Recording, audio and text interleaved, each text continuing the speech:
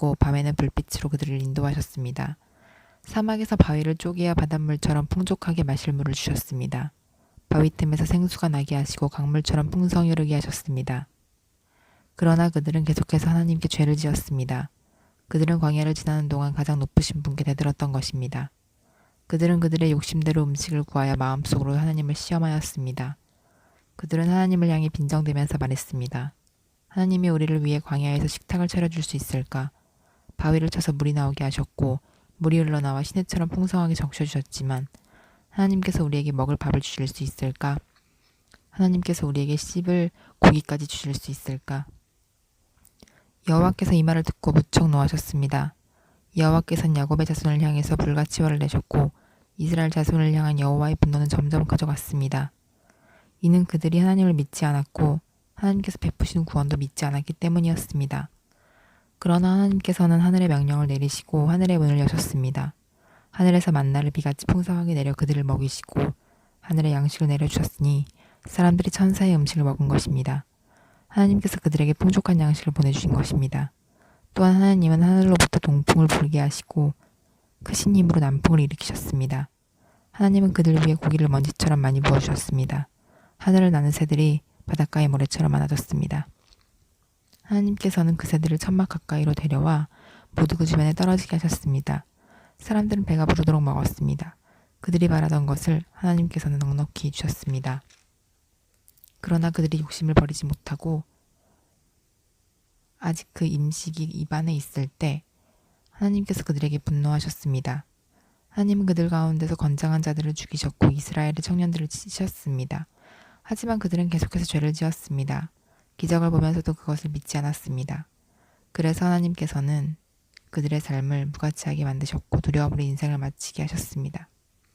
하나님께서 그들을 죽이실 때마다 그들은 하나님을 찾았습니다. 하나님께로 다시 돌아왔던 것입니다. 그들은 하나님이 그들의 반석이셨으며 지극히 높으신 분이 그들의 구원자라는 것을 기억했습니다. 그러나 얼마 있지 않아 그들은 하나님께 아첨하며 거짓말을 하곤 했습니다. 그들의 마음은 하나님께 진실하지 않았습니다. 그들은 하나님의 언약을 충실히 지키지 않았습니다. 그러나 하나님은 여전히 자비로우셨습니다. 하나님은 그들의 죄를 용서하시고 그들을 멸하지 않으셨습니다. 몇 번이고 하나님은 화를 누그러뜨리시고 그 분노를 쏟지 않으셨습니다. 하나님께서는 그들이 보잘것없는 인간임을 기억하셨습니다. 한 번 가면 다시 못 오는 바람과 같은 존재라는 것을 말입니다. 광야에서 그들은 얼마나 자주 하나님을 거역하였던가. 그곳에서 그들은 얼마나 많이 하나님을 슬프게 하였던가. 거듭해서 그들은 하나님을 시험하였고 이스라엘의 거룩하신 분의 마음을 아프게 했습니다. 그들은 하나님의 능력을 기억하지 못했습니다. 그들은 자신들을 학대하던 자들로부터 구원받았던 날을 잊어버렸습니다. 하나님께서 기적과 같은 징조들을 이집트에서 보여주셨던 날과 놀라운 기적들을 소원 들판에서 보여주셨던 날을 모두 잊어버린 것입니다. 하나님께서는 이집트 사람들의 강물을 피로 바꾸어서 아무도 그 물을 마시지 못하게 하셨습니다. 파리떼를 보내어 사람들을 괴롭게 하고 개구리떼를 보내어 엄청난 피해를 주었습니다. 메뚜기떼에게 그들의 농작물을 주시고 그들이 수고하여 추수한 곡식을 다 먹어치우게 하셨습니다. 또 우박을 내려 포도나무를 죽이고 서리를 내려 무화과 나무를 못쓰게 만드셨습니다. 우박으로 그들의 가축을 내리쳤으며 양떼는 번개에 맞아서 죽었습니다. 하나님께서는 노여움과 분노, 우분과 분통을 그들에게 보이셨습니다. 벌을 내리는 천사들을 보내어 그들을 멸하도록 하셨습니다. 하나님은 분노를 억제하지 않으셨습니다. 그들을 살려두지 않으시고 끔찍한 연병에 걸리게 하셨습니다. 하나님께서 이집트에 처음 난 아들들을 다 죽이셨으니 함 자손의 모든 장자들이 죽음을 면치 못했습니다. 그러나 하나님께서는 자기 백성들을 마치 양떼처럼 다 인도해내셨으며 광야를 가로질러 그들을 이끄셨습니다.